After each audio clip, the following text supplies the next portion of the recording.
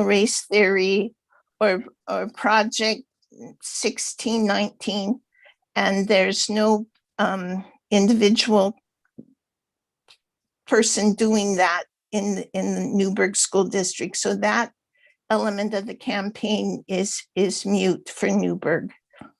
Another candidate mentioned the budget, that she'd like to see more things differently allotted. And right now we're in the middle of budget committee meetings, and they are open to the public, and you can ask for the budget to review it. And if you have anything you think needs to be changed, now is the time to get involved. The budget committee is made up of board members and community members. The other talk has been about parent involvement. And since I've been on the board in 2018, I have been to many parent engagements with a strategic plan, meetings with the SSA, with the bond committee meeting, which the bond committee members were over 20 community members, parents, and teachers. And then through that process, with also the ad hoc committee on the start time, we only started that out of parent engagement, parent recommendations, parent pleading with us at the comments level of our board meeting, so that if you know of any other areas we can engage parents better, we want to know. And fourthly, about the comments about, or thirdly, I should say, about the need for more vocational training. In the November election, we voted for a bond that will completely redesign the Newberg High School Career Technical Center. And we have joined the Willamette Career Academy that will give our students more opportunities. So that is something that we have listened to. And then fourthly, the idea that we need to have economics or civics in our curriculum. We already do. That is a graduation requirement. And so that is already dealt with.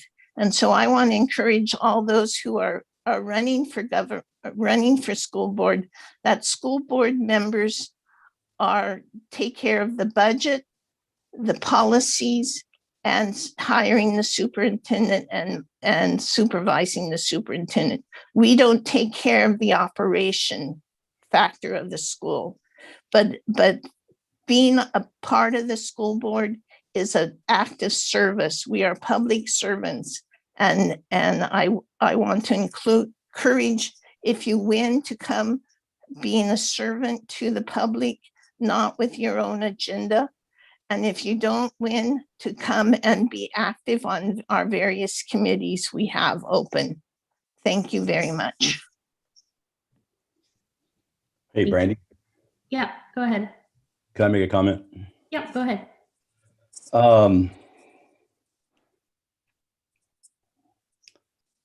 I'd just like to say, we hear these different things being said. But I have been out in the community here a lot lately, and I know we all have our opinions and we all have our thoughts on how things should go. But when we talk about a campaign, some of the stuff that's being done out there is on Facebook. This needs to change. I mean, how people are being attacked, baseless. People probably on this Zoom meeting. We have got to stop this kind of stuff that just doesn't even merit the truth. And it's bad. We talk about our resolutions we passed through. We don't want kids bullied. We're doing it. Adults are doing it. It's no way to be as adults in this community. This last weekend, over $1,000 in signs were stolen in this community in Newberg. Dundee, just taken, destroyed, wherever they're at. The police are looking into it. Hopefully they'll be, with all the cameras, there might be able to come to some resolution on something like that. But who would do things like this? I mean, seriously, it's so out of hand that who would do that? And I just think as a board, when we have people like Brandon call in, whether we agree with them or not, whether or not, we want to look at the public. I told you guys this a year ago. There's a lot of people in our community that are probably happy with this, but there's a lot of people in our community that are not happy with this. But we tend to get defensive. And I get it, you guys. Bob's right a little bit. It can get a little boring. It's a little dry. And I don't think a lot of people, we've talked about this as a board, we have not, even our staff sometimes doesn't even know what the board does. I think that's something moving forward, Brandy, we really need to work on is with our staff and the people in the community, that they really, somehow we get this involved so people really do know, how we actually work. And, but at the end of the day, though, they do look at the school board as the last, thing there for the public. And whether or not we like what they think or we don't like what they think, that's not really why we should be here. We should be here to represent, all our kids. And I've tried for the last 2 weeks since our last board meeting to look at Martin Luther King's statement from 1968. And it wasn't popular at the time with a lot of people, and it's not popular now. He wanted his children to be judged not on the color of their skin, but the content of their heart. And I'm asking for everybody that's listening to this tonight, all the people that have attacked me or say bad things to the board or good things, look that up, because I think that's where we've got to get back to. And even on our own time on the board right here, we've got to get back to what Dr. King was trying to say back then, because it's very true today. And I think as a board, people look at us as very public, that we need to, they're looking at us to make these kind of decisions, and they're not always going to be popular, like the start times, but we can't be defensive. We've got to represent everybody. Thank you. All right. Well, with kids back in school buildings, it feels like a sense of some normalcy is beginning to take hold a little bit. Parent groups came out in full force last week to show teachers how very much they are appreciated. And I had the opportunity to watch a few of Ewing Young's finest teachers' cars. And it was a welcome feeling of normalcy to be a part of a school building community again.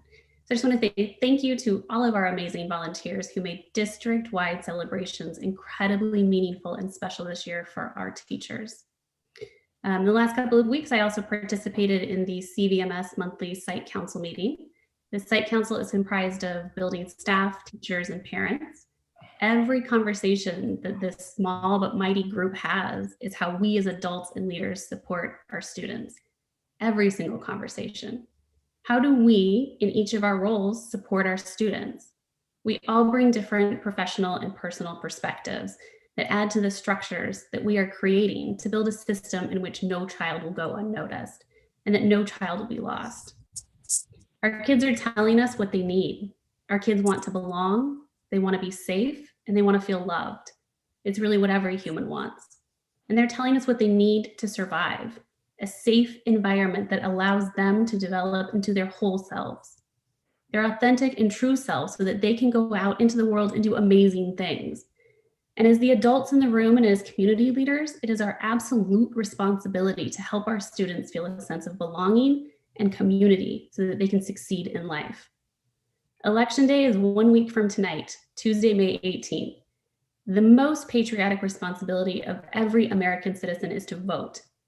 Vote with your conscience, vote with your mind, vote for leaders that instill hope and not fear, community members who volunteer their time in unpaid positions to create a better future in which we all belong, in which we are all safe, and in which we can all thrive.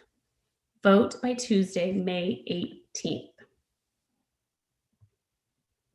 Okay, with that, we'll turn it over to superintendent comments. Thank you, Chair Penner. Just a short update tonight. First of all, I'd like to thank all of our design teams. We have moved from the listening and learning sessions into design teams. We've been meeting for a couple of weeks. So either 2 or 3 nights a week, every week, we are having meetings. We have the group from Edwards, and these are comprised of staff, community members, our architects, and some parents. And so it's been really great to have everybody come in together to work on those. So Edwards, as I said before, Catalyst School, our high school, which is primarily working on the CTE area. Tonight, earlier today, actually, we had our first meeting of our safety and security, which is a district-wide group, because we'll be looking at safety and security, as well as how to provide more welcoming entries and experiences for people as they approach the building and begin come into our buildings. And then tomorrow night will be our first one for Dundee. So I want to thank all the folks who are spending the extra time to be in those design committees, being, of course, run by Brick Architecture has been doing a fabulous job running people through, getting their experiences and putting them in meaningful context, so we can get some really incredible spaces and places for our students and our community. So thanks again to everybody putting in all of that time, because I know it's time is our most valuable resource. I'm going to hit up rumor control again because I keep hearing it, so I'm going to say it again. The district is planning on a 5-day in-person, everybody coming back to school year for 21-22. I have said it in multiple places. I'll say it here, and maybe I'll even do a little singing telegram house to house. But we did put out a survey and we collected some information about COA, so our online program. We will continue COA. It's still very popular. It was popular before. It's very popular now, and it'll probably be a little bit less so next year, but it's a program that has had a lot of success. So we will continue with our Chehalem Online Academy next year. The other area that we're still exploring is the CDL. Some people have chosen to, or they've told us that they would like to do comprehensive distance learning into next year. Just as a side note, we have about 1,200 kids who are in CDL right now, even though they can come back to school. So there are 1,200 students who are currently doing that kind of learning at home. And so we're analyzing that data and looking about what we can do to offer, even if it looks like it's a hybrid where they're sometimes taking some classes in CDL, sometimes on campus. But we're trying to find as many educational options, because we know that as many options there's something that's going to fit each family. So we're trying to do our best to make sure that we can provide each one of those. But we know that by and large, the majority of folks will come back to a 5-day in-person regular busing. The other part of the good news on that, and I'm not sure if it got lost in the noise a bit, was that the federal government has extended the free lunch for all through the next school year. So as we've been doing now, which is the way our summer feeding program is normally, from birth essentially to 18 years old, any child anywhere can essentially come and get a lunch and a breakfast if we're doing those. And so the same thing will be true for next year. So all children will have access without doing all of our normal data collection, the free and reduced lunch things, all of those other pieces. We will be able to extend what we have done this year with Shiloh and his team across the district. We won't be delivering them as we did our Uber Eats program this year, but we're very thankful. And actually, it's hard to tell truly what our enrollment will be. So this is going to make things far easier. We'll be able to provide meals. Of course, we know we'll have kids who are in both COA and CDL. Yes, they're also eligible for those things, and we'll have some opportunities to be able to get meals and things like that. So I just wanted to clarify that again. I keep hearing that, and I know there's a lot of misinformation out there in the social media information verse. So I wanted to be super clear about that is our primary focus. And we'll have options for students whose families are choosing to do other things. We want to make sure we have that available, because we're hearing a lot of need in that way. We know that coming back to school will be hard for some people. We know we have some work to do around just some social anxiety, some things about getting used to that. You will see later tonight actually it'll be the next time in our next plan will be more of those things in our student investment account. Tonight's an adjustment from our current year, but in the coming weeks when we bring the next plan to you, you'll see a large amount of investment in mental health supports for students, because we know that's going to be a big thing, and we want to make sure that we have those supports available in school at the point of need. And so that's a thing that's also happening. So I just want that to be super clear. The survey created some other misinformation, so I just wanted to let everybody know, yes, we're doing 5-person. Yes, we're super excited about it. I don't think there's a teacher or a classified member or principal who's not just totally excited to run those things. And so we'll get back to a sense of normalcy for some, and we'll have new options for others. So stay tuned on what our final kind of options are. Finally, and this will be something about that the board should discuss in the next several meetings as you want to get into there. We'll start talking about doing in-person and or hybrid board meetings. We don't have the board meeting totally set up yet for that. So we're still working through, we've got some, our tech team's working tirelessly on some deployments of some in-school computers and some staff change outs, some other things we've been coming back and discovering some things. So we're working on those, but in parallel, we're getting our boardroom ready. We have heard from our community that they want to have a live stream. They also want to have a Zoom option. You know, as much as it's not maybe the greatest feeling to do this remotely, we've had the most board interaction and viewership than at least since I've been here. You know, we're having a pretty consistent group of folks coming. And so we want to make sure that we can provide this opportunity for folks to either be at home just to watch or to be able to engage in that way. Or, you know, if a board member needed to do it from home as well. So we're still working on all the technical parts. As soon as that's finished, I'll let you know, and then we can schedule the discussion for the board to decide when you'd like to begin those meetings. And that's, you know, entirely up to you, but I just want to let you know that is being worked on. We're not quite finished yet, but we will get that ready to go. We want to make sure that the sound all works and the video things work, and we can have the opportunity to be able to see people and them to see you, because we want to make it also a quality experience. So I think that is it for my comments. So thanks again, and we'll get this thing underway. Awesome, thank you. All right, next up on our agenda is our consent agenda. I would entertain a motion.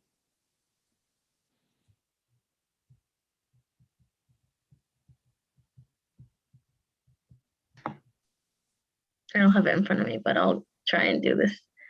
I'll move that the Newberg School District Board of Directors approve the consent agenda as presented. I second. That wording was perfect. Is there any discussion? Okay, all those in favor, please raise your hand. And it passes unanimously. Okay, with that, we will move on to our reports and presentations with Facilities and Safe School Report from Larry. There he is. Hi, Larry. Go ahead whenever you're ready. All right, good evening. Appreciate the opportunity to be there with you this evening. Just wanted to run through fairly quickly. I want to beat the over under on how long I'll last here. So first of all, just in general, in this last year, you know, it's been an interesting year. And if you've had a chance to go into some of our buildings, you may have noticed that lots of them are painted very nicely and look fresh. It's not just because students haven't been there, it's because custodians have been working like crazy painting because they haven't had to do, you know, cleaning all the time. We saved a lot of money on paper towels and toilet paper this year, but we spent a lot of money on paint. So, but that's been great. And people have really pulled together and taken pride in that. We've continue to work on our systems and you know, repairs to things. Again, in some ways it's been easier because we've had more access to the buildings and throughout the day. But obviously, you know, that's not our desire. We would rather have kids in the building. We've also put quite a bit of effort into the procedures and everything for, you know, keeping the schools clean and disinfected and getting PPE out to the schools. We've been fortunate that the county, Yamhill County Emergency Management has provided us with, I mean, literally thousands of masks, thousands of face shields and other things. So, you know, we have had to buy some things, but not nearly as many as we would have had to. And in fact, we continue to have quite a bit of that. Again, you know, working on our HVAC systems to make sure that we're getting air changes in rooms and that we're bumping up the outside air supply. We're fortunate, I have done a good job, I think, in the last few years of telling you the urgency of fixing things, but that doesn't mean that our systems don't work at all. I mean, our systems actually are much better than lots of the state as far as these kinds of issues, as far as just the amount of fresh air we can provide and the air changes, all that kind of stuff. So the last thing on this, I'll just throw in quickly.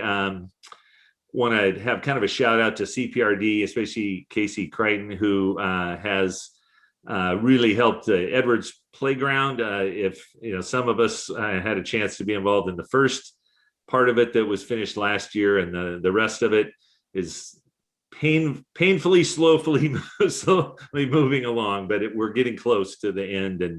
And again, it wouldn't be there without the work and the actual financial support for it from CPRD. So really thankful for that. And bond prep kinds of things. Excited for things this summer. We're addressing some of our immediate needs. We're the parking lot at Crater and CV has been seen kind of like a gravel parking lot at times. We're looking forward to getting that changed and fixed. We're continuing controls work and HVAC controls, being able to actually do it large scale rather than trying to eke out little bits of it out of a regular budget. So to have the money to actually do that, replacing some boilers this summer, one of the main chillers at the high school. So again, just making some kind of bigger changes that it's hard to do in a regular budget situation, but they're really needed. And so really excited about that. Then also just the opportunity to have experts working with us to identify other needs. We see things a lot, and sometimes it's easy to just see all the small things and not always know some of the other things going on. So having experts looking at all of our roofs and all of our buildings, we know the ones that are leaking where there's an issue, but to actually have all of them evaluated so we can set up a schedule for getting them replaced. That's, again, not a cheap thing and needs to be done in bonds. And so to plan that out, and just looking forward to making what I keep calling kind of generational jumps forward in our systems in this bond, to have so many things fixed and just better, and not just systems, but to really be able to provide a really great CTE building, whatever, at the high school, and to really give some love to Edwards Elementary as well. So others as well, but those two in particular, just really excited about the possibilities with the bond. And then safe schools, just, for the most part, things are rolling along. We just finished the last round of radon testing in our buildings this last year. The high school and the district office and physical plant were the last places. Again, everything tested within the parameters that the government gives us.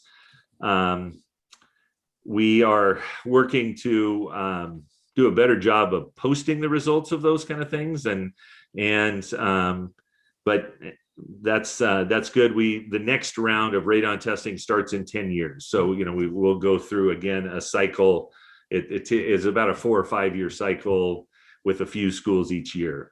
Lead in water, we finished that a few years ago, but we've found that the state has changed some of the requirements since we did it. And so now they want every sink in the district to be checked. So bathroom sinks and everything, where we just tested ones where we thought people might actually drink the water.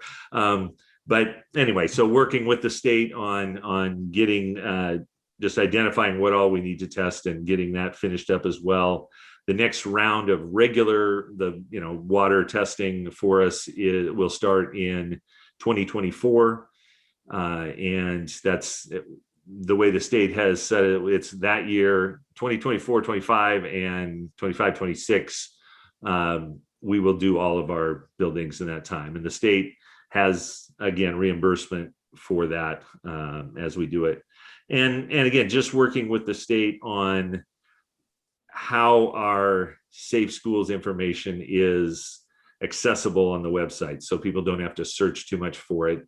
And sometimes it's a battle. Just our website isn't the easiest thing to work with and add things to, or whatever to. But anyway, so working closely with state of Oregon on that. So they've been helpful. Fortunately, they're, it's more of, we can help you than here's the hammer for not doing it right, or that kind of thing. So pleased with that relationship as well. And that's my report. I'm open to questions from anyone. Hey, Larry, I got a question. Yeah, Dave.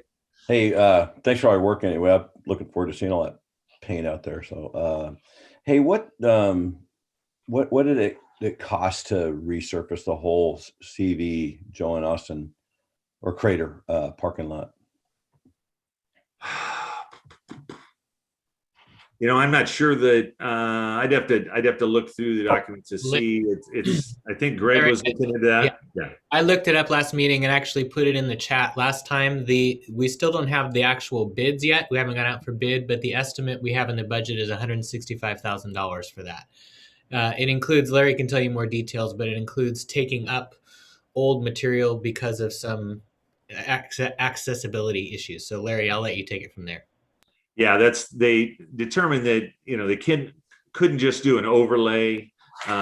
Again, part of it is because our handicap access points are already level. And if we added a couple inches of blacktop, we'd have a tripping hazard that way. So, and plus just what kind of shape it's in, they felt it would be better to take up the layer and put a new one down. So, it's unfortunate. I mean, that's, the school is 25 years old and that particular part hasn't held up very well.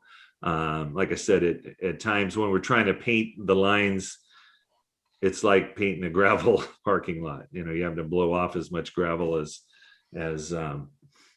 if it was just loose. So anyway. Well, I appreciate that. It gets a lot of wear and tear. Thanks, Larry. Mm-hmm.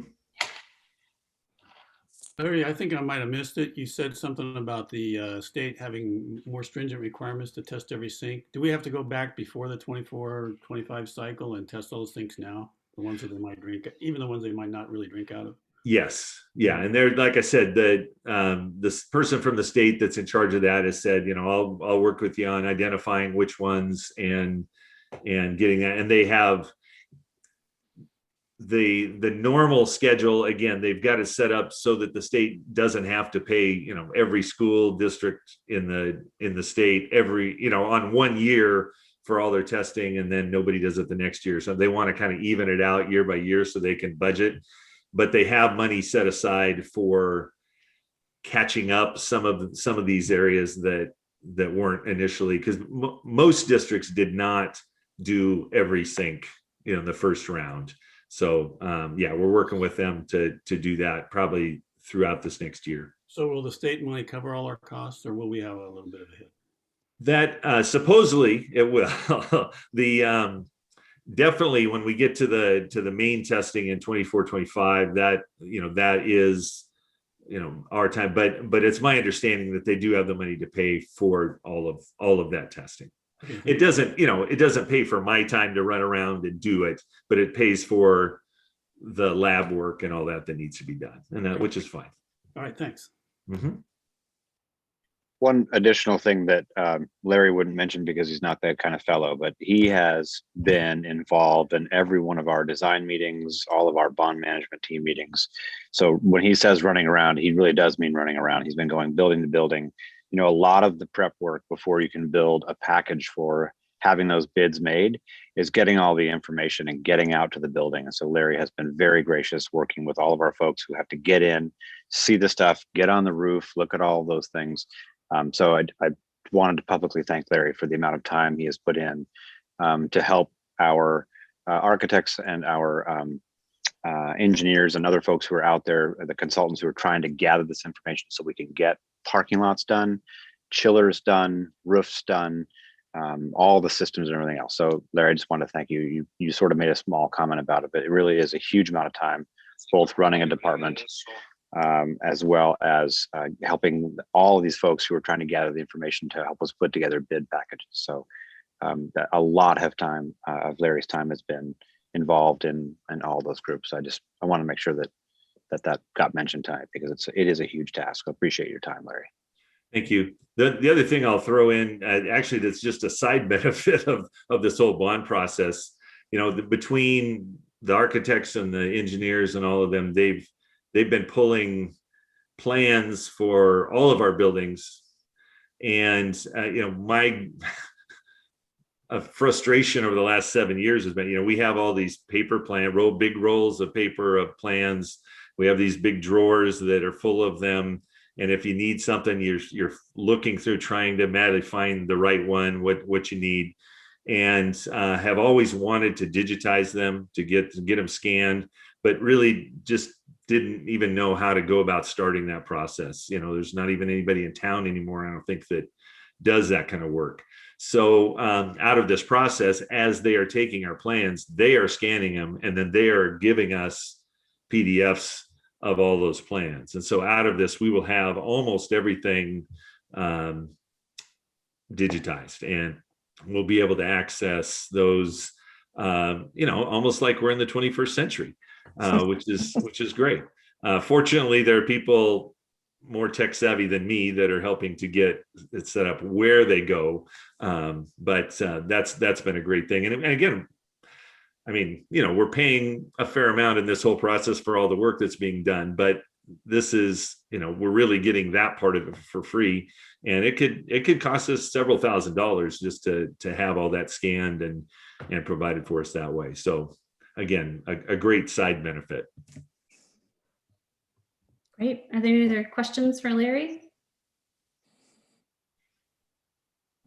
No? Well, every time I see one of those maintenance trucks zooming around between schools, I think, oh, there goes somebody else doing the hard work. So we know your team is always working hard. And I think the bond is, you're right, it's exciting, but it is more work. And just really appreciate the whole team's effort. Thank you. Thank you. Okay. Our next report is our special programs with Ann Seal. Hi, Ann. Go ahead whenever you're ready. I just want to thank the board for the opportunity to present tonight. I'm going to share my screen here.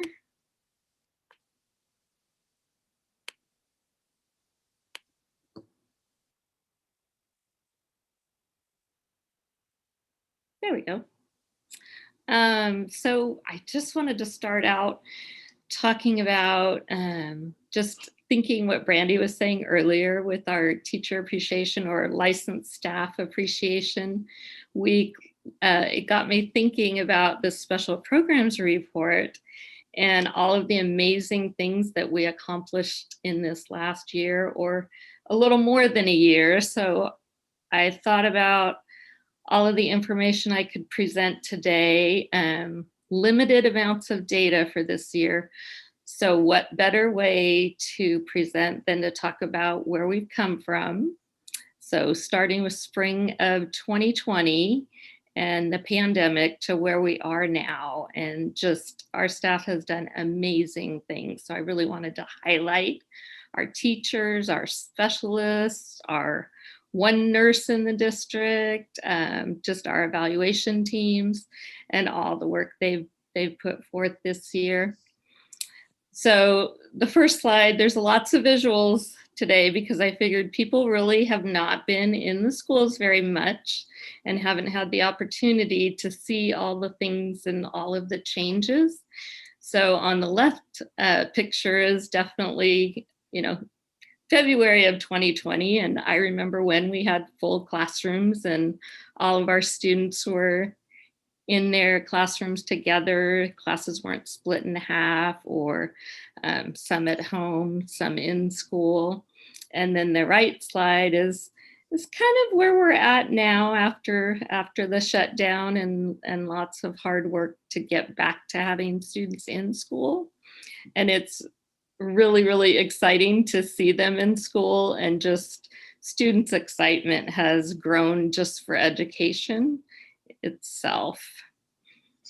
So in the spring of 2020, when we did shut down, we pretty much had to turn on a dime in 2 weeks or less and set up pretty much supplemental learning, some online platforms, some home packets, and do specially designed instruction. We met with our grade level teams, which we haven't had the opportunity to do prior, where we had every third grade teacher meeting in a room together with their specialist, or every 10th grade subject matter teacher meeting with their special education teacher, to really, really do some hard grade level planning on what does specially designed instruction look like in every classroom. So in terms of providing those lessons, we did that through our Newberg School District website. Teachers were online creating lessons together. And we just really wanted to maintain our connections with students and have that sense of normalcy, keep our students' skill sets that they had in that moment. And at the same time, we were still holding IEP meetings and doing those virtually, teaching parents how to get on virtually, holding different IEP meetings. And we did not do evaluations in the springtime. We weren't able to bring students in at that time. And so we pretty much started planning for summer school. And we weren't sure how to plan at first. We weren't sure, where's COVID going to take us? Are we going to be able to come? Do we need to plan for both? Which is basically what we did. So we ended up opening the virtual summer school and doing an extended school year for students in special education who qualified to have those services during the summer. And then our school psychologists came in and did a little bit of catch up on some of our assessments that we could do in person. And some of them we did online. So if there were parts or rating forms somebody could fill out, we would do those either over the phone or virtually. We did interviews that way, still connecting with students and families and trying to maintain those skills while we planned for the fall.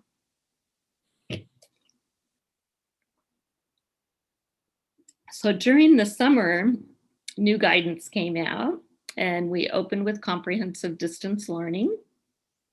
So we have full virtual school ready to go and virtual specially designed instruction. We also did social emotional learning groups for all of our students in special education and some students in general education. What we realized at the time is we didn't have the capacity of staffing to do all of the service minutes that needed to be done that were on students' IEPs. So we pulled together some different groups within our school system. It was quite amazing.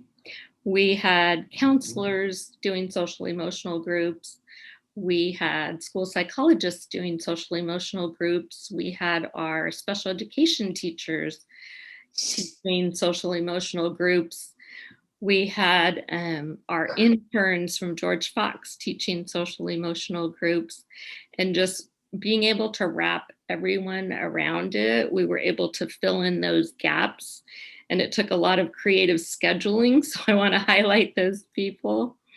And then we did do in-person psychoeducational evaluations at the beginning of the year. So our speech paths, our learning specialists, our occupational therapists, they were all out there in the schools in person doing evaluations. Teachers also had office hours for students and or parents who needed assistance with any part of their, sometimes it was just connecting virtually, or how do I do this assignment? So we continued that, as well as continuing to do our home visits. We found that parents needed a lot of extra help since the classroom was now in their home instead of in our schools. We were still instructing, but definitely the classroom was in the home setting. So winter of 2021, we provided comprehensive distance learning and limited in-person instruction. So combining the two, having some kids come in, having some kids stay online, created its own scheduling complications. So some of our scheduling had to be redone and rethought out, and people worked really well together to get that done. We continued to expand COA, and then we planned for our hybrid learning, which is basically where we're at now. This is somewhat what the school looks like. So right now we've got all things above going: hybrid learning, comprehensive distance learning. We've got limited in-person instruction. We have COA online school going. We have Catalyst alternative school going. And we have half of our migrant preschool running right now. So with all of this going on in the fall, it took a lot of planning to figure out how to get all of the students at home the different types of equipment that they needed. So we promoted a check-in, check-out system. We also worked with the Willamette ESD to coordinate some equipment that they provide to our students. So they typically provide things that are for students who might have either a hearing impairment or a visual impairment. And they also provide different things for students who might be in a wheelchair that need to get up and stand for a period of time during their day. And also augmentative communication devices we sent home for parents to use with their children. It's something they would typically use during their school day. Like you see in our visuals, the boy is using a couple different pieces of equipment. He has a special chair, and then his hand has an adaptive tool so that he can keep his body still and his left hand still while he works on drawing and writing with his right hand. The girl in the picture on the right has lots of different tools. So she has her extra large keyboard, which helps her with her visual impairment. And then she has her slant board, which helps her to see on her iPad device, which is also enlarged and magnified. So one of the other challenges we found is it wasn't just about sending the equipment home to parents. It was about teaching parents as well, because some parents already knew how to use some of their equipment and other parents didn't. So we spent a lot of time on the front lawns teaching parents how to utilize different equipment, spent a lot of time building relationships with these families. And I think it's gotten us in a really nice place with our families and our students. They're so excited when teachers come to their house. It's unbelievable.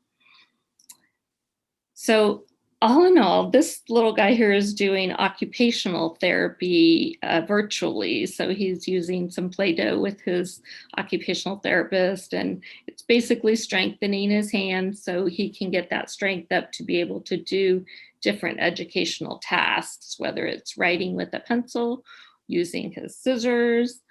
But we also provided reading, writing, and math, specially designed instruction. The speech pathologists did teletherapy back and forth with their students. This actually ended up working better for most of our speech paths because to learn certain letter sounds, students have to see your mouth. So it really wasn't conducive to actually wearing a mask in school and doing speech language therapy. So much of that was done online. Some was done in person.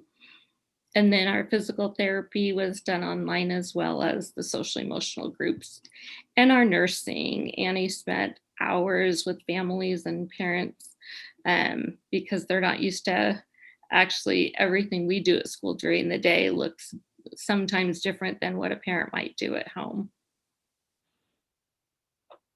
In terms of all of our assessments, this is a young lady doing her assessment. So we had all the acrylic dividers that Larry has most graciously either made or ordered for us. So all of our speech paths and our psychs have these dividers that have a little hole on the bottom. And so you can pass the different materials needed to do the assessments back and forth.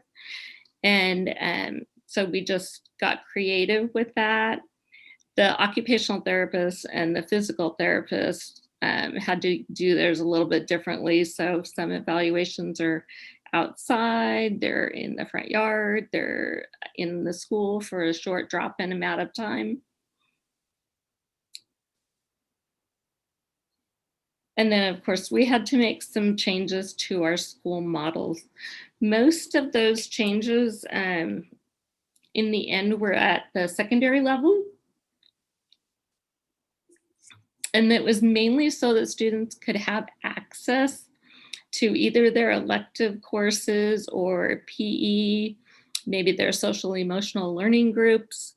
So specially designed instruction took place during asynchronous learning time for a lot of our secondary students. So a little bit of data. So looking at 2018-19, we had 669 students in special education. 2019-20, it went down just a tad to 662. And we're currently at 662 this year. So we didn't lose any. We may have, switched kids with other districts, but we still ended up with the same numbers. What did go up a little bit is high cost disability. So we did have 41 students that were considered high cost for our school district in 2018-19. And then 19-20, there were 43 students, and this year we had 47 students.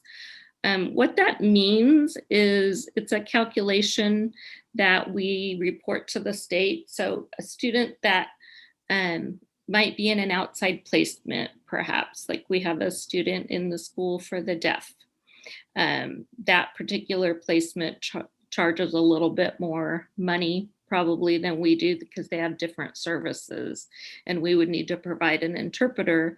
So in the long run, it ends up being a little bit cheaper for us to send them to a school. We've got a student in the school for the blind. We have a couple in some other outside placements as well. And then we have students that are just higher needs based on their disability. So they might need nursing services throughout their day at different times. And that kind of gets their calculation up a little bit higher than a typical student might be. And these are our numbers of special education students by ethnicity. So we've got 482 Caucasian or white students, 29 multi-racial students in special education, 156 Hispanics, 10 students who are Asian, and 2 who are either Alaskan Native or Native American. They lump them in the same category. I want to talk about Alt-Ed a little bit. So these numbers were interesting. The number of students served in Catalyst in 2019-20 was 181, and then the number of students served 9th through 12th grade this year was 368, so quite a big difference.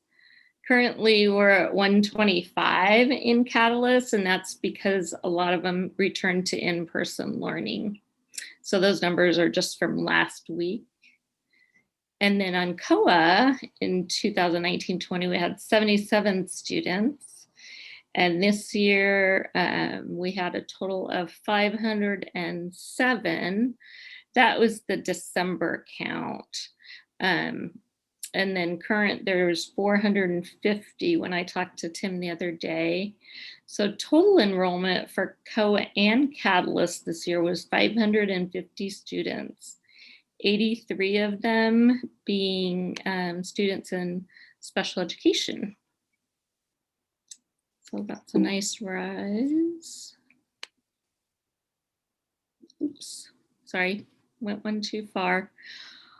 I thought our homeless data was interesting this year. So 2018-19, we had 286 students who qualified for homeless services. And then 2019, we had 249. This year we have half that. So 125 students who qualified for homeless services. And our percentage qualifying for free and reduced lunch went down, the typical way of qualifying. And so I was talking with Shyla, our homeless liaison, going, wow, that's a really big difference. That's half. What are those? What do you think caused that? Why? And I mean, some of it is just the less amount of connection that we have to know about the student because they haven't been in person this year. And then we also kind of were brainstorming about the possibility that there were less evictions in housing for people who were renting because they got those protections from the state. So that was what we attributed to those numbers being less. Some of our challenges this year were just scrambling with every new change to create our virtual instruction, depending on what was going on with Oregon Health Authority or CDC or ODE new requirements. We had some difficulty engaging our most impacted students. It was challenging to just get certain families to show up. And then things were just consistently changing and we were needing to adapt at many turns. Multiple schedule changes, training EAs for virtual groups. They had never done virtual groups prior. They've done small groups in person. And so we had to do that fairly quickly. And then again, I talked about training parents on different pieces of equipment. We needed to amend all the IEPs to reflect current services. Just assessing students virtually was challenging. And everybody was learning at the same time new curriculum, new technology, new ways of thinking. There's a lot of positive things that came out of that. We have all learned a lot this year. We also had a lot more families attend our meetings this year. So in virtual meetings, we will probably continue to do that for IEP meetings for parents because we had an excellent turnout. A lot of families work, but if we scheduled it during the day at a certain time, they could kind of tweak their lunch hour and they could attend with us, which was awesome. We also had a much higher general education attendance in our meetings. So some meetings at secondary where you might have one general education teacher in the IEP, sometimes we had 3. It's like, wow, this is really cool. We all get to talk about this student. And then as Joe was talking about some students experiencing social anxiety, we had a much higher participation rate for those students and a higher attendance rate virtually for students who are struggling with anxiety. Our virtual meetings were cost effective for the district because we didn't have that drive time or sub time. The home visits, we had more of those. Everybody learned new skills. Our grade level teams were able to collaborate. And we actually received more professional development for our teachers, for our EAs, our specialists. And there was an extra focus on social emotional learning. And that was one of the things that ODE was really kind of pushing, and a lot of psychologists were pushing in the field, just saying, oh, wow, this is something students need. They still need that connection and that social piece. It's just as important as the academic piece. In fact, it's going to help the academic piece. And then we all became more thankful, I think. This is a teacher in the top left corner. So he's all over TikTok. It's hilarious. So he spent his last semester with his entire high school class teaching to names in a box because none of his students, like absolutely none, would turn on their cameras. And on the last day, they all surprised him with turning on their cameras for him and giving him an amazing thank you. And he gets a little mushy at the end. So it's pretty cute. And that is my presentation today. So anybody have questions about any particular pieces? I'm going to stop sharing here. And I had a quick question. With more students returning to in-person, do you know, is the SAIL program up and going, or kind of what's going on with that? Yeah, all of our programs are up and going already. Yeah. So some students are coming to school, some students are staying home for various reasons. So we're doing both. They're doing both in-person and CDL. And I got a question. Yeah. What kind of information? I know it's really broad out there on mask. How are the kids dealing with that? I mean, it's something that, wide range of opinions, of course, but how's this affecting the emotions and the stuff of our kids, especially in your area of expertise? Yeah, they actually are super resilient. So the students are wearing their masks. They're seeing everybody else wear their masks. I mean, a lot of kids are used to going out in public, going to the grocery store, and they're wearing their masks. So it hasn't been as big of a struggle as, we may have anticipated or thought. Occasionally, we've had some students who parents are keeping home just for their own, medical reasons. Let's say that it wouldn't be a good idea to come into the schools right now until, they can do something else, whether it's get a vaccine. And so we're providing services for those students in a different way, whether it's online or in packets or going to the home. I was kind of thinking too along that, still around a lot of kids, working with them. And one of the things that's hard for the kids is they can't see another person's face. And so they have that inability to recognize emotions of good, bad, or sideways. That's one of their big frustrations. Because a lot of times, like right now, you're always smiling, but I mean, it's hard to always know what people are thinking if you just see the eyes, and the eyes can be a lot more deceptive than that. So I know I've heard that a lot that's the thing they miss the most, and it really causes some angst there. So that was kind of my question. So, So we did get, we do have some masks that have it's like a fog-proof clear plastic that goes over more the mouthpiece, and then it's cloth around it.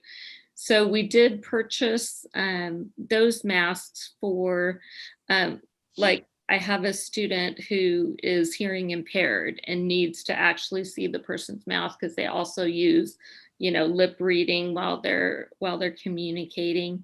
And also for some other students who are doing language services in person, so they can still see people's mouths. We are doing some of our social emotional, like social interaction groups, we're still doing online, because it's actually working really well, because they can, like you said, still see somebody's face and their facial expressions, not just their eyes. no, I appreciate it. Might be something we think about for teachers. I don't know if the district provides that or not. Sure. Yeah, we have some for teachers as well. Okay, thank you. Thanks, Dave. And Go ahead, Rebecca. I was wondering, are the students in transitions back in hybrid, or are they part of the plan too? Yes, they are. So not all of them are back. Some have chosen to stay home for various reasons, but yes, they're back, and kind of on a rotating schedule as well. Great. Yeah, and it's exciting. Yeah. Ron? I have a couple of questions. One's just sort of curiosity here. I noticed in the homeless services slide, you point out that of the homeless population, it looks like 37% qualify for free and reduced lunch. Isn't that Mhm. lower than our average across the district? So that's just special education. Oh, that's just special education, Yeah. but it's still homeless? Hmm. So, but that's the 125, still 37%. That strikes me as remarkable. I don't understand Right. how that would work out so that they would be less reliant on free and reduced. Right. Is it? Yeah. We thought the numbers were really interesting. Yeah, okay. That's why we were brainstorming whether people were getting services in other ways or they were able to stay in their housing because they couldn't get evicted, Right, right? right, but So, yeah, okay. That's yeah. just I'd like to a curiosity. The Mhm. more serious question is on the next slide about the special education. You mentioned that you were likely to continue to do some of the things online that you've been doing. Do we have any issues on whether everybody has access that way, or have we been able to solve that problem? I mean, because it's some could be related to income level as to whether somebody can do the online. So where are we on that? Mhm. When I was talking about things, some things that will continue, well, yeah, it could be like an IEP meeting or meeting with a parent if that works better for them than coming and driving all the way here. We would continue to do that for a parent if they chose, but they could also come in. Okay, so it wasn't like we're Yeah, going an option. Yeah, okay, I understand. That makes me makes me understand it better. Thank you. And I don't have a question. I just have a comment. I really appreciate the work that you and your team have done for these students. You know, this is what equity looks like, meeting students where they're at, meeting their needs.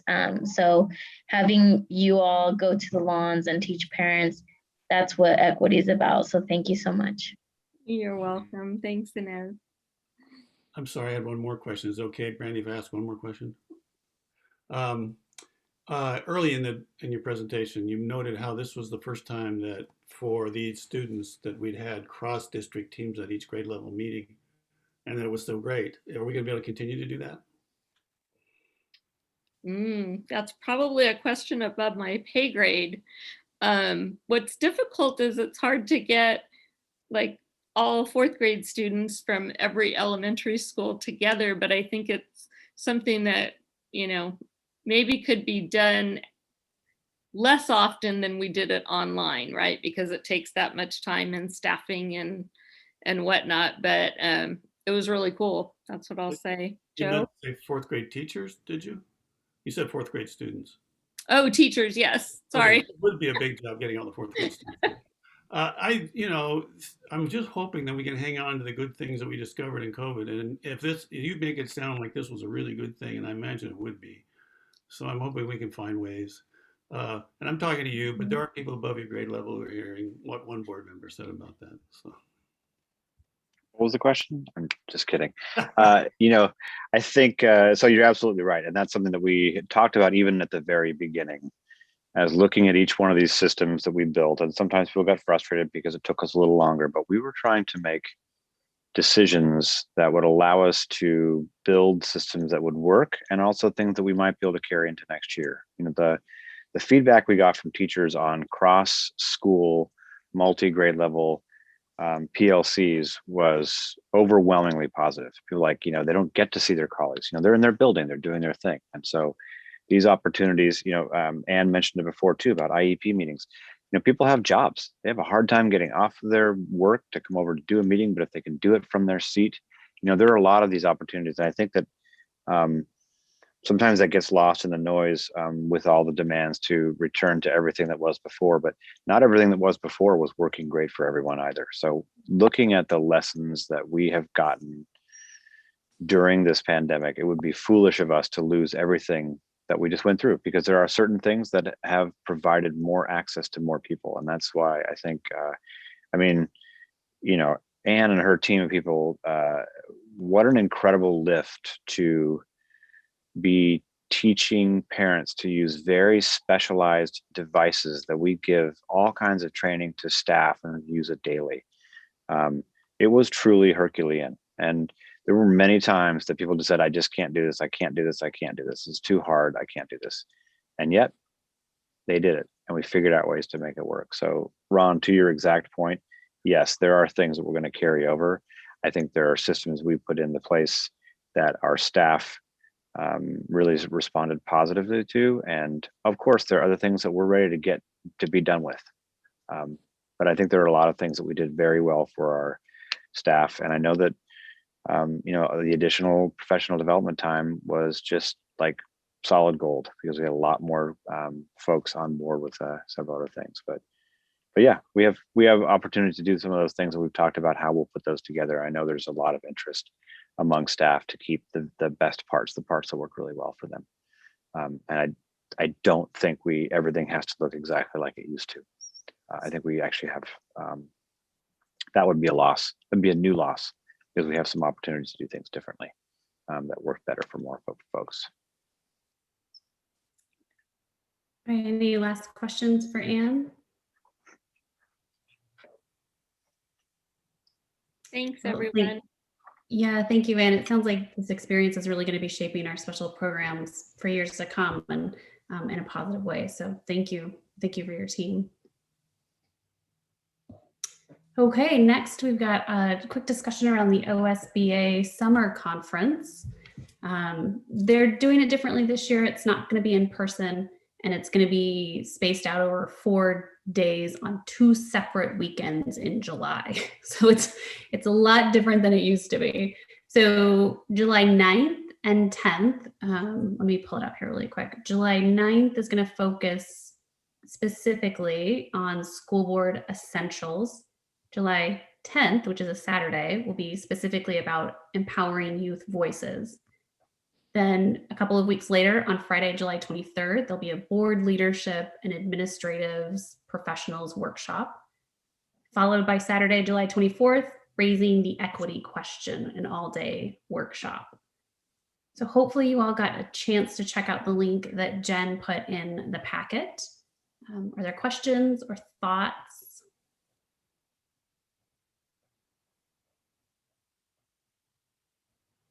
Okay, well, oh, and I forgot to mention too. So since it's 4 separate days, there's 4 separate registration fees. So if you only want to go to one, that's fine. If you want to go to several, that's fine. But I would recommend that you reach out to Jen as soon as you possibly know if you're interested in attending, so that way she can register us. They're being very flexible with registration this year. It's really not closing until a day or two before the actual event. And I couldn't see any special discounts for registering early. So it appears that we have until early July to make this decision as individuals. So if there's any questions, please ask Jen or myself. And of course, as always, any training opportunity that you're able to attend, I always encourage board members to do that. Okay, with that, let's take a quick 5-minute, well, no, we're a little bit ahead of time. Let's take an 8-minute break and meet back here at 8:30.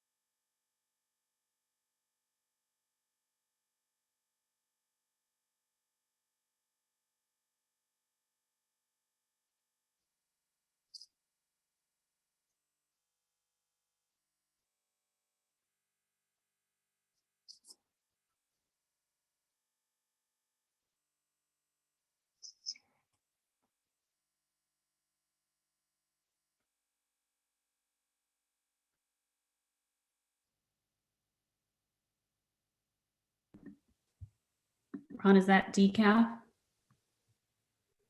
Oh, you muted. No, it's I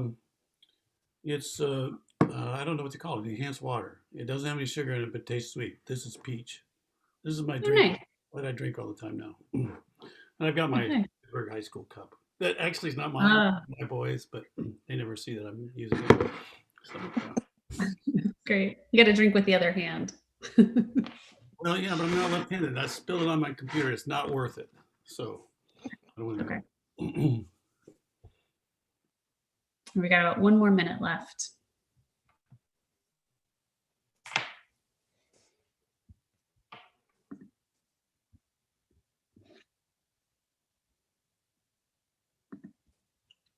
Rebecca, it looks like we have, well, 13 attendees, but Joe seems to be in there, so maybe only 12 officially.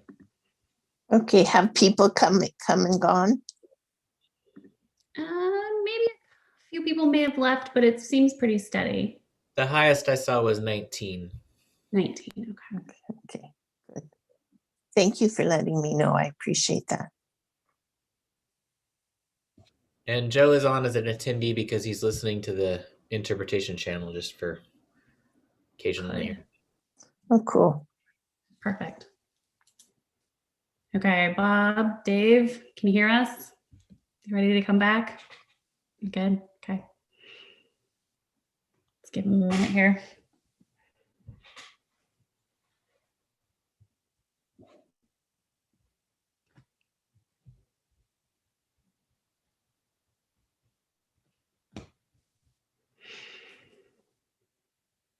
Okay, it's officially 8:30, so we'll go ahead and get started. And hopefully Bob and Dave will jump on quickly with us. There's Bob, perfect.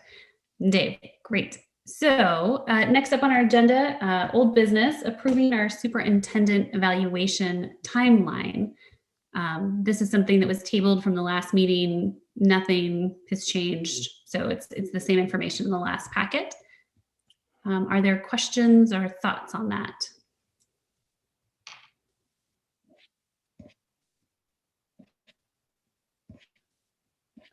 As I remember our conversation, we had just started thinking, well, we'd kind of discussed through whether would it be better to go on a calendar year or the school year. And I think most of us had resigned ourselves or were ready to do the calendar year. I think Brian, even at the end, who had raised most of the questions, was there. I don't want to speak for him, but it seemed like he had listened to us and thought maybe that was the way it was going to go and he could live with it. The next question was about the 360 review, and we were in the middle of discussing that when we decided to set it aside. I had raised the question as to whether it should be done so early in the year and whether it could be done somewhat later to make it cohere a little bit better with the timing of the rest of our information. So we're getting all our information from kind of a similar time place. I don't think this is a make or break proposition. It's a detail. And from my point of view, I think I would like to see it put back a month or so, but there might be reasons not to do that. And we had not got to that conversation. That's my recall of where we were in the conversation. I don't know if others of you remember it differently.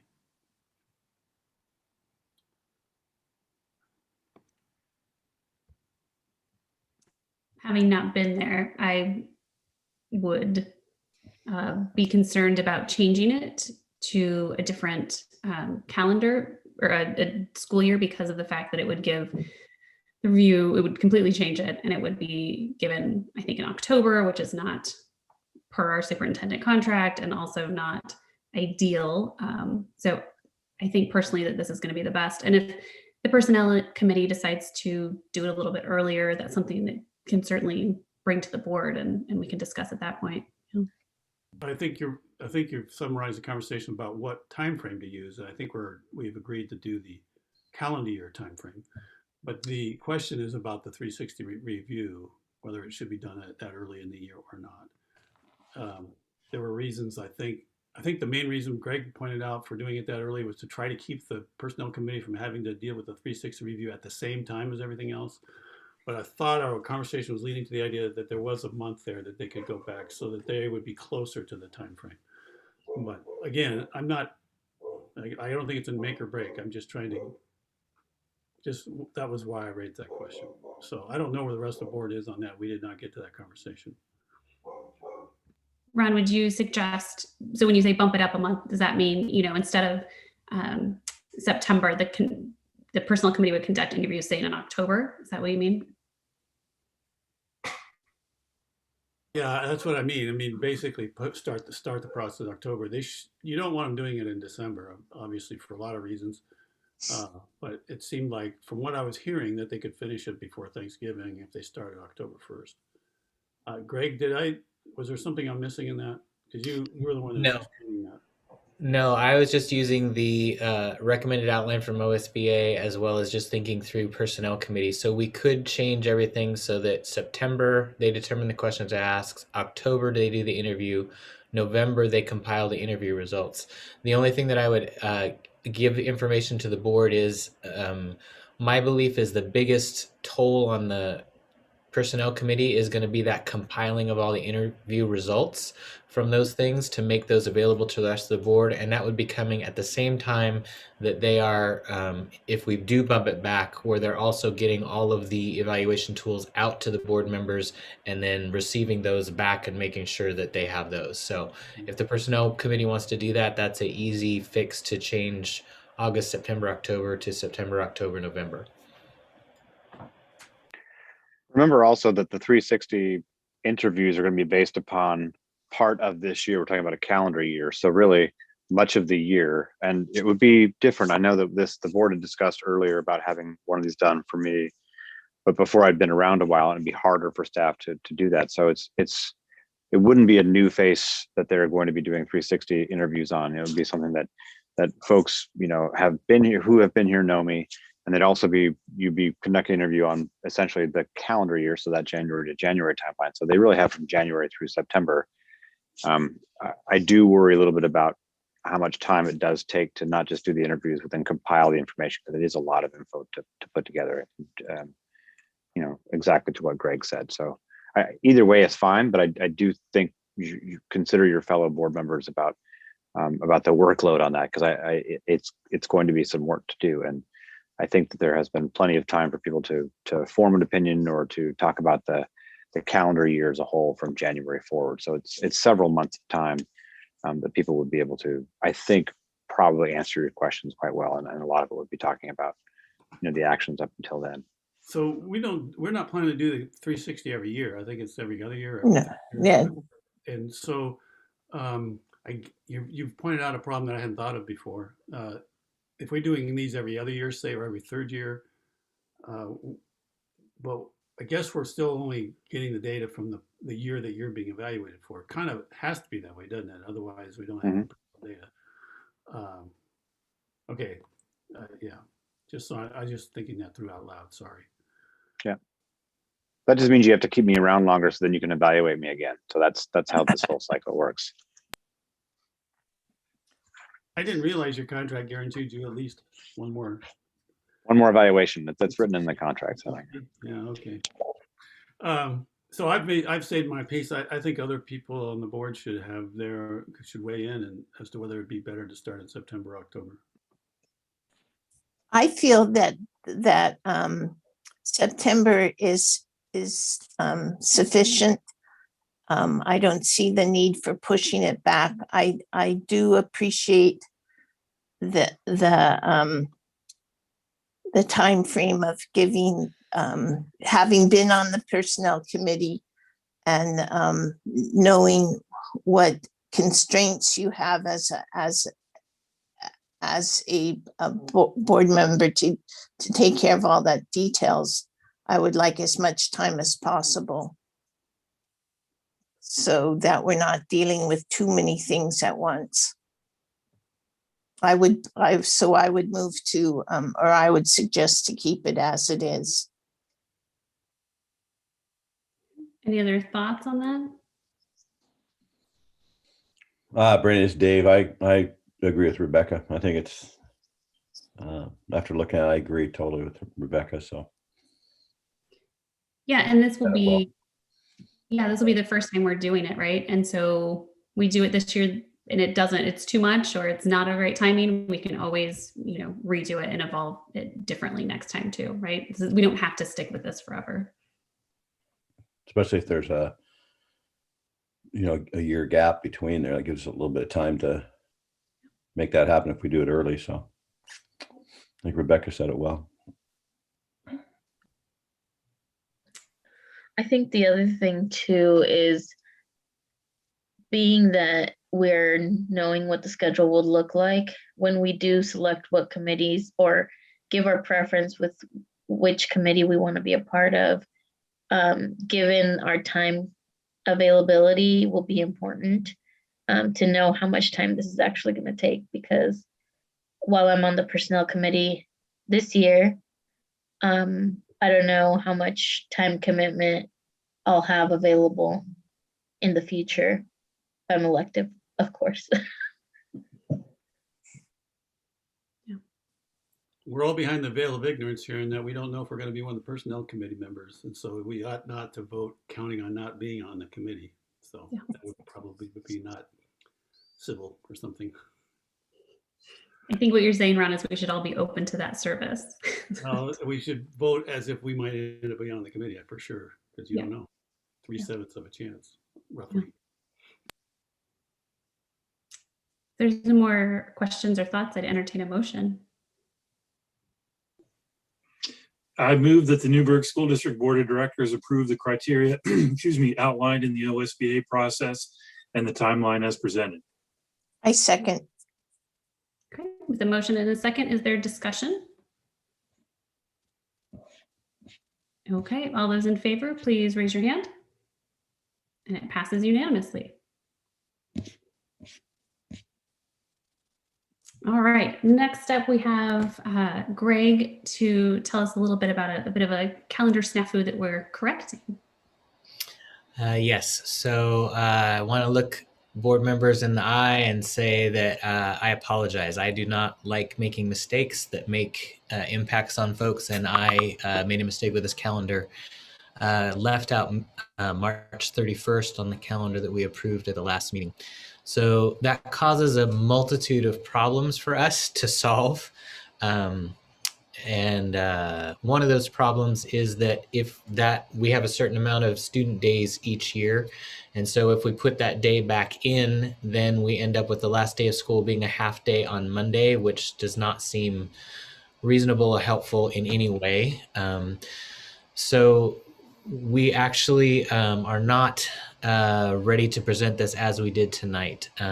We're still working on a couple of different layers, and you might wonder, and also say this to any parents who are watching, I do apologize for this confusion and why this is so difficult. This isn't just moving days around on the calendar. We have state guidelines we have to watch and have to take different things into account. So one of the things we are committing to and guaranteeing is that we will keep the same start date of September 8th, so that is something you can count on.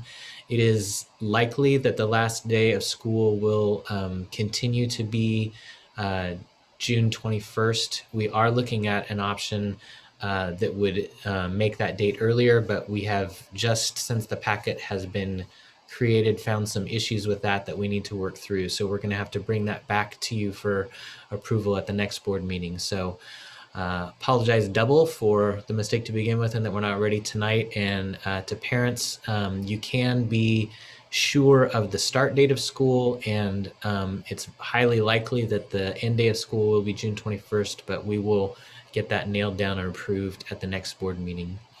As soon as we have all that taken care of, we will immediately begin work on the calendar for the following year, so that parents can have that planning in place and know what to expect in advance. So that's where we are tonight. Greg, if it's not the 21st, is there any chance it'd be later than the last date, or would it be more likely to be earlier? No, it would not. It would definitely not be later. Okay. Hey, Greg. Yep. I've done a lot of calendars, so it's a tough job. Thanks for all your hard work on it. So I bet you've never left a day out of the calendar year before, though, Dave. You probably haven't made that bonehead of a move that I just did. So It happens. You're fine. Thanks for all your hard work on it. It's a lot of work, man. And there's a lot of moving parts that only a few people know about. So you're good. thanks. I just wanted to say, I appreciate you owning the error, and but there were a lot of eyes on this calendar, and while it's always a bummer to make a mistake, especially one that impacts a lot of people the way this one does. This sort of error has not been reflective of your work or the work of our administration as a whole.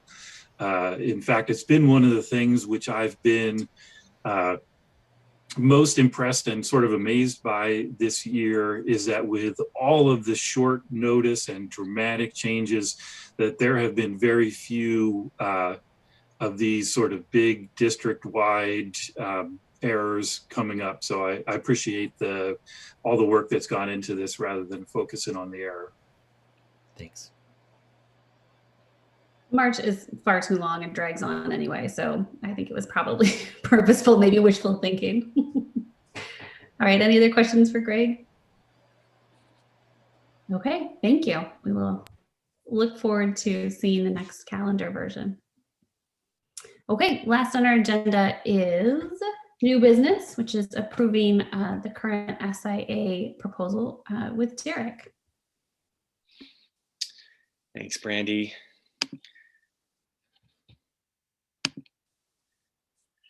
Go ahead and pull up this presentation.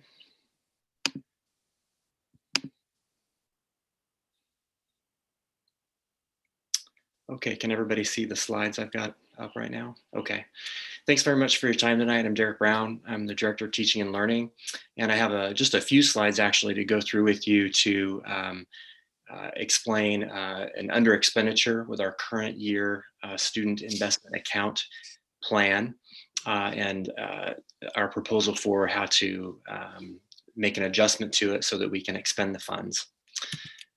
And just as a quick reminder, our plan is organized in these three areas or buckets, if you will: mental and behavioral health supports and safety, academic instruction and intervention, and additional classroom supports. And all of that is aimed at really three primary outcomes. We hope there will be other positive outcomes, but certainly these three are at the top of the list: increasing support for students' mental and behavioral health needs, increasing student growth and achievement in core content areas, and increasing graduation rates.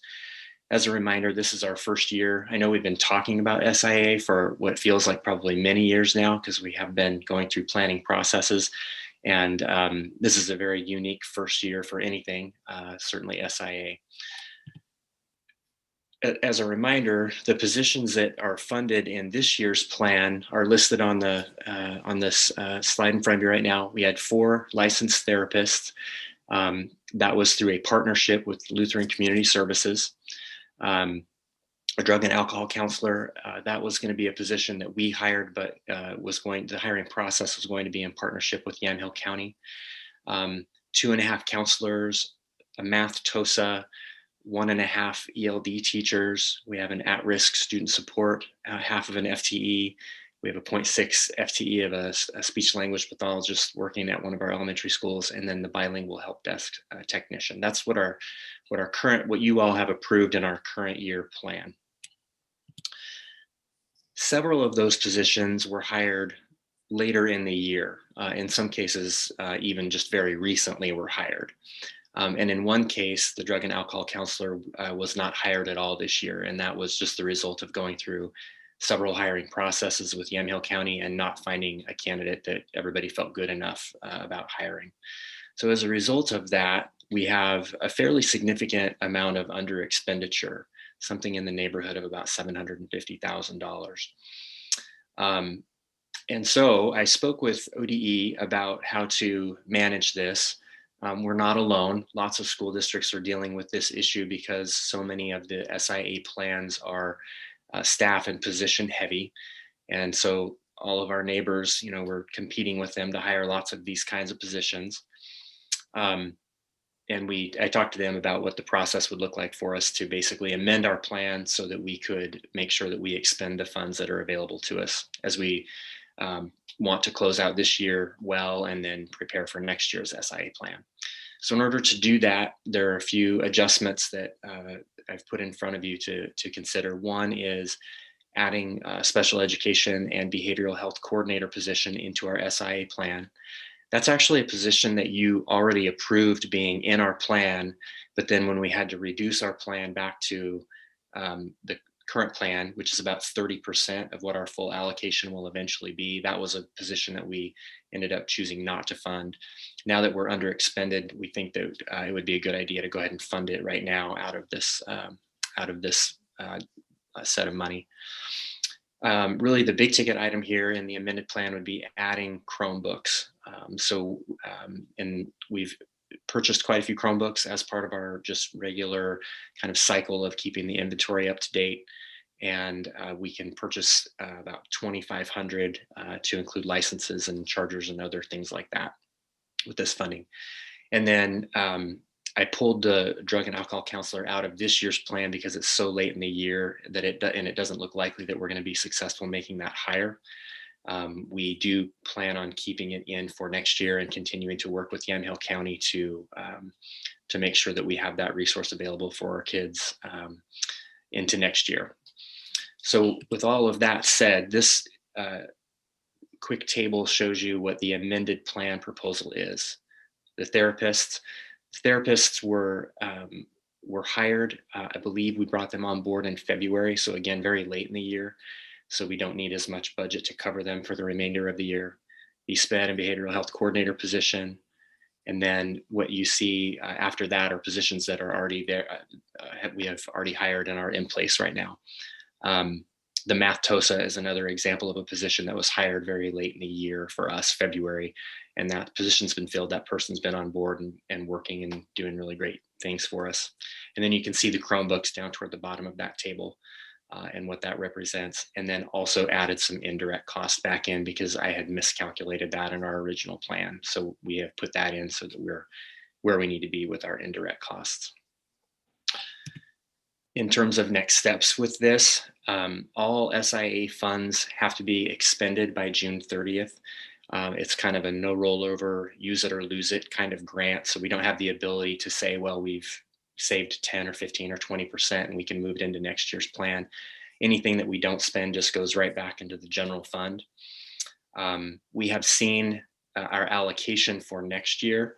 And it is closer to 75 or 80% of what we expect our full allocation to be. That's going to be something in the neighborhood of about $3.2 million.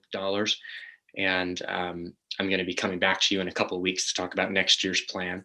So you'll be able to see everything that we've lined out for that. In order for us to move forward with the amended plan, the way state law works with the Student Success Act and the Student Investment Account, is we need to come to the board to have this conversation.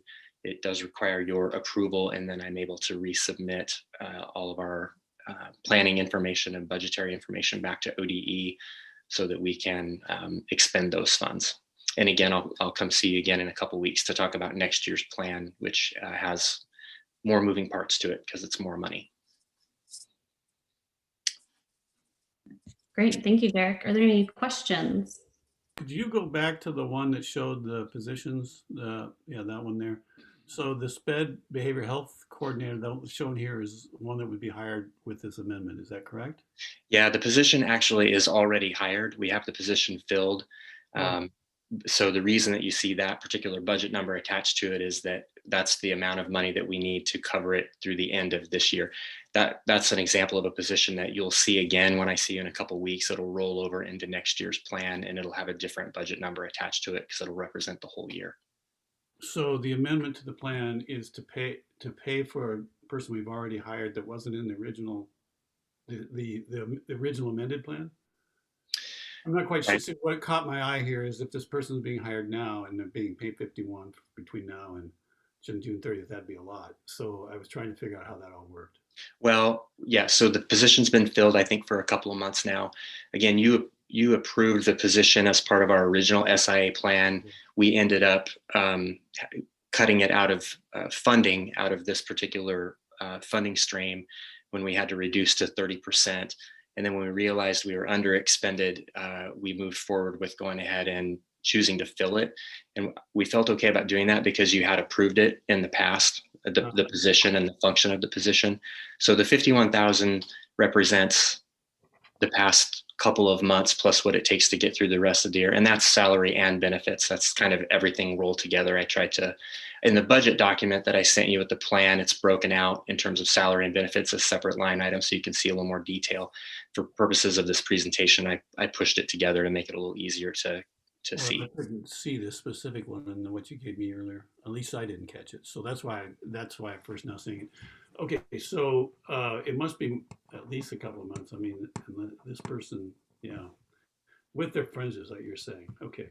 Right. Yeah, we for that particular level of position, if I calculate salary plus benefits, all of that together, we generally start with an estimate of about 170,000 for the full year. Okay. Yeah. And the other question I had, and I think you've sort of answered, I just want to be clear. This position that we've added, the other things you mentioned were like the one-time cost for Chromebooks. That's not a problem, but when we're adding a position, you're kind of counting on getting the next SIA allotment, or else this person would just be out the door again, possibly. Yeah, so what we're hearing from the state, they've given us the preliminary allocations for next year. Again, it's going to be 3.1, 3.2 million right in there. That's about 75 to 80% of what our full allotment will be the next year, which will be about 4 million. We're about a $4 million per year district.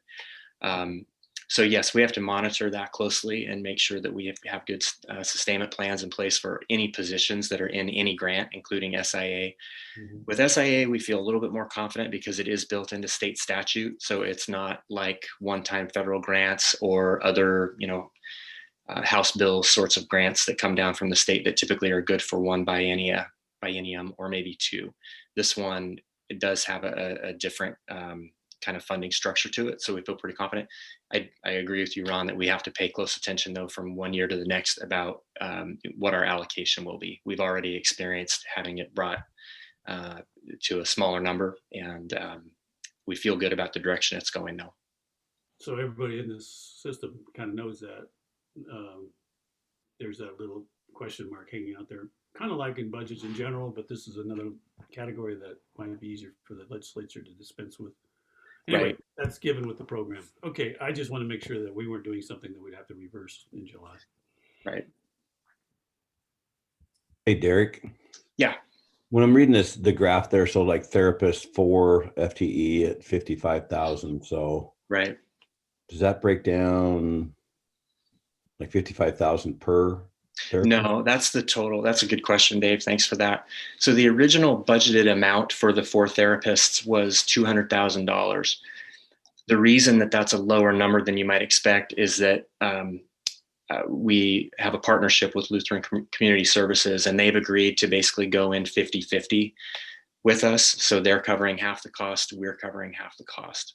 And then those folks they weren't in place and doing that work until I believe it was February. So again, it just took some time to get people hired and get all of that work moving. So we just recently actually got the first round of invoices, and then I was able to work with Nikki's team to do basically a projected total expense for the year based on the invoices that we received. So we know that it'll take $55,000 out of this particular grant to cover those 4 through the end of the year. And then again, we have built therapists into next year's plan, but you'll see a different budget number attached to it because we expect that they'll start right at the beginning of the year and carry through the year. So then they would get like a full salary. Right. Yeah. I'm sure they're getting a full salary, but this one is a little bit unique because it's a partnership with a community partner that's putting in for half the bill, and as are we.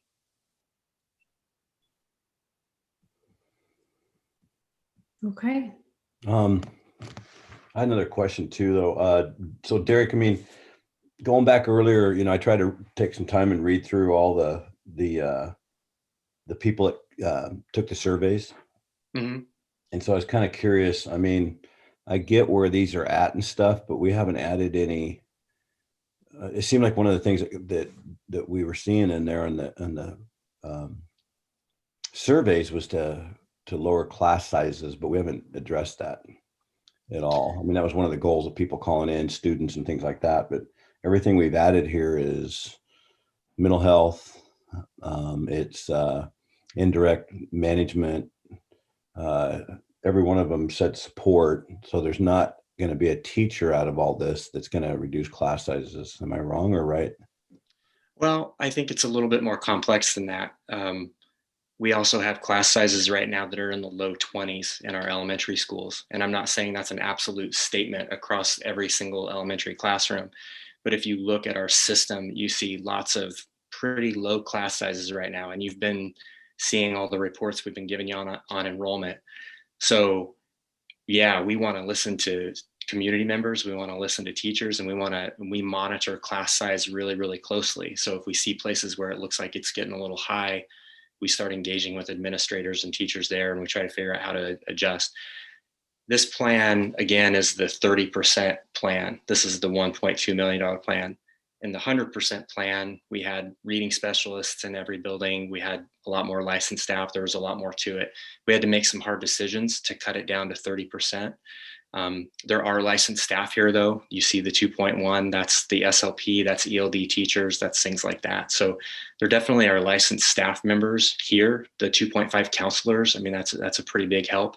And I think moving into next year, we need to continue to look at things like class size. And if it looks like we have a class size issue that we're dealing with, then SIA is one place where we can try to address that issue. It's not the only place we hire staff, though. I think it's a little bit of an incomplete look to only be looking here to see where we might be hiring teachers to address issues around the district.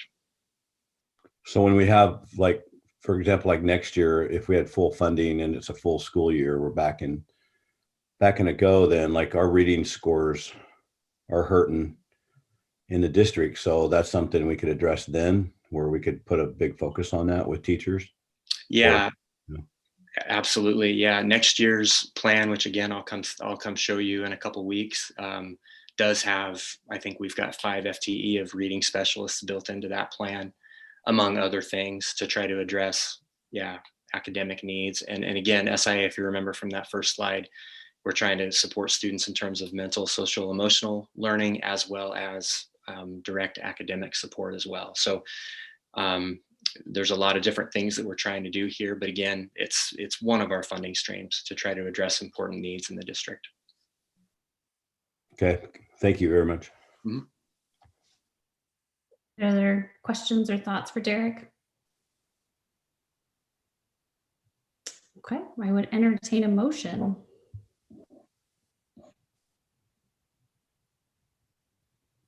From a board member. I'll move that the Newberg School District Board of Directors approve the 2020-2021 Student Investment Account Plan Amendment as presented. I second. 3 seconds. Yeah, then everybody got excited about the second. I heard Rebecca first, but we'll let Jen make that decision. All right, with the motion and a second, is there more discussion? Okay, all those in favor, please raise your hand. And passes unanimously. Thank you, Derek. And we look forward to 2 weeks from now and we'll hear all about the next plan. Thanks very much for your time tonight. I appreciate it. Okay, with that, we just have our future agenda items. So of course, we will have our SIA plan for the 2021-22 school year. Also reviewing our strategic plan alignment to our budget decisions. Oh, I'm sorry, that's the budget meeting. Ignore that part. We'll set our tax levies, approve our budget, have our monthly financial report from Nikki, possibly our teaching and learning report, middle school achievement report, approve not charging construction excise tax on bond projects. We'll have a set of policies to approve, a school-based health plan, and discussing translation for next year's board meeting. So that's a really big agenda. We might have to pare that down a little bit, but it will certainly be important. Yeah, Dave, go ahead. I sent that email about the support of the police proclamation or resolution. Yes. So how do you want to do that one? Would you like to bring a first or a draft for a first read on the next agenda? I can do it now. Well, Or- we'll put it on the agenda because it's not on this agenda. It was when we talked, this agenda had already been compiled and was going out, but we can put it on the agenda for a first read for the 25th. Okay, thank you. Yeah, of course. I will add that to my notes. Okay, well, thanks everybody.